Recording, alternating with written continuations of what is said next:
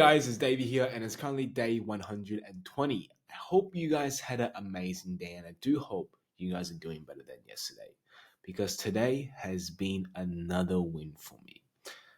I went to the gym, I read, I walked, done my cardio, I listened, I outreached. All these crucial habits were essential to improve oneself, to improve my skill sets, to improve my business, and to improve my overall physique. So, by just doing these on a day to day basis, it guarantees that I have won the day. And for you guys, it may just be doing a few tasks a day that if you know you completed those tasks, then the day will be a victory. And the task doesn't have to be significant. For example, my outreach, I only done 4 outreach, but the case isn't how much I had done. Sure, the more the merrier, but it's making a sustainable habit and doing it consistently day in and day out that makes and changes your own belief. If by all means you can do more outreach or do more work in a set period of time, by all means do that. But if that's not sustainable, then there's no point. There's no point, going ham for the first week and then the next week you're like, oh, I can't be asked, stay consistent. By staying consistent, you're keeping up with your promises. When you keep up with your promises and you keep your word, you improve your self-confidence, you improve your self-worth, and you improve the person within you and how you view yourself. So it is very important, dramatic, that you actually stick with your word. So at the moment, my outreach may not be significant, but I double it every single week, and that is the goal. And even doing 4 outreach at the moment, cold emails, I should say, I may not be doing more every day, but what I am doing is either I'm improving my icebreakers or I'm writing one email in a less amount of time. So my average may change. So there's all these small nuances, these small improvements you can measure. It doesn't just have to be how much you do. There's different KPIs you can set for yourself.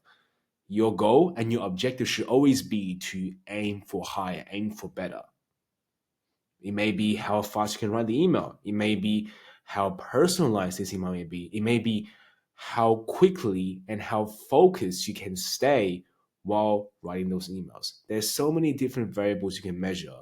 So don't always focus on the bold number of how much outreach you've done. Of course, that is important. But if you're starting out, if you just want to stay consistent, if you just want to be in a good routine, then start off small. There's nothing wrong with starting off small. People always have this idea, and I did too, that our journey has to be a sprint. Like we can't sprint always. Even in a marathon, there's breaks. Even in a marathon, there's an endpoint. We can't just keep on sprinting and sprinting and sprinting, chasing something that we're not even sure of. We got to first start and focus on changing our own belief, because if we don't change our identity, in the long run, we cannot surpass our own identity. So if we still believe ourselves to be inadequate to have the freedom lifestyle, to have this affluent life, if our identity is still hindering us, then we can never surpass it, because we can never surpass our identity in the long term.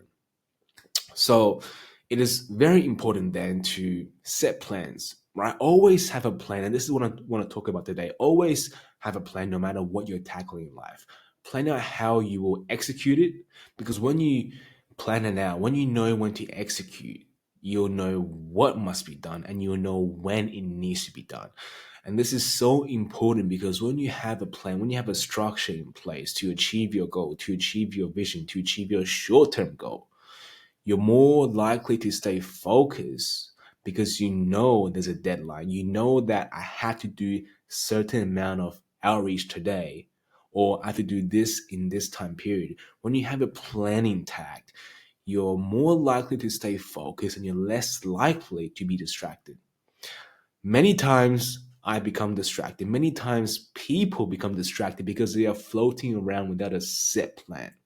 We all say we have a plan. We all say we have a strategy in place, but yet a strategy does not count if you simply write on your book and then you shove that book in your cupboard and that's going to collect dust. That's not a plan. A plan has to be visualized, touched, and seen every single day, just like our goal. Because we are going to forget our goals, our plans, if we don't see them on a freaking basis. There's simply no point writing down our dream and shoving them away because our mind unconsciously will have so many subconscious thoughts going on our mind on a day to day basis. If we don't feed into our subconscious, our vision, our plan, our strategy, why, our reasons, then there will be many times that we'll be distracted by different things. Instant gratification, maybe the new iPhone, maybe the new this and that. We're going to get distracted. We're going to get distracted because the world is a distracting place. So always feel your goals, always feel your plan, always have them in front of you. Set it as your desktop picture, whatever you need to do to see it frequently. Do that, and it's always, always crucial to have a plan. To achieve your goal, you need a plan so that you don't drift around. Drifting around can be dangerous because you never know where you may drift off to tomorrow. Tomorrow, you may just be looking in the wrong places like I had before, and you may just look too deep. And then the next moment you know, you self sabotage. The next moment you knew, you are back at square one. You don't want to keep on yo yoing back in your journey. You want to have a consolidated plan intact and a short term goal. A short term goal, a plan to reach that short term goal, and a reward at the end. And that's the cycle you want to put intact in your journey and put that on a repeat. When you reach that goal, reward yourself handsomely. Don't don't continue on and fight for your big end goal. Don't in a moment of trump, in a moment of victory, you want to settle down, you know, be in the present, have clarity, just chill out a bit, visualize and see if the situation at the moment is wise for you to go forward.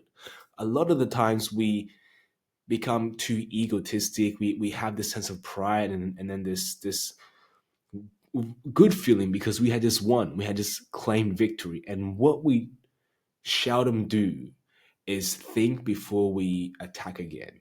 So in this case, when we reach our short-term goal, we may get all these feel good feelings that we had accomplished something, we had accomplished our goal, and we may move on to the next, neglecting our own health, neglecting that balance we need, neglecting our reward.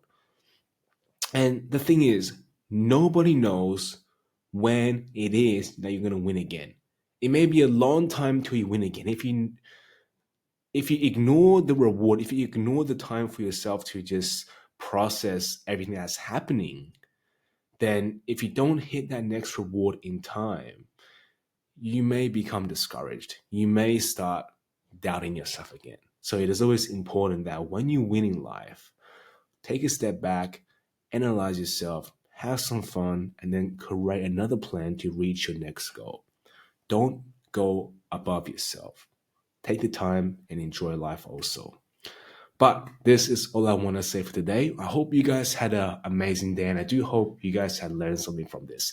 But if not, like always, I'll be here for you guys tomorrow. But until then, good night.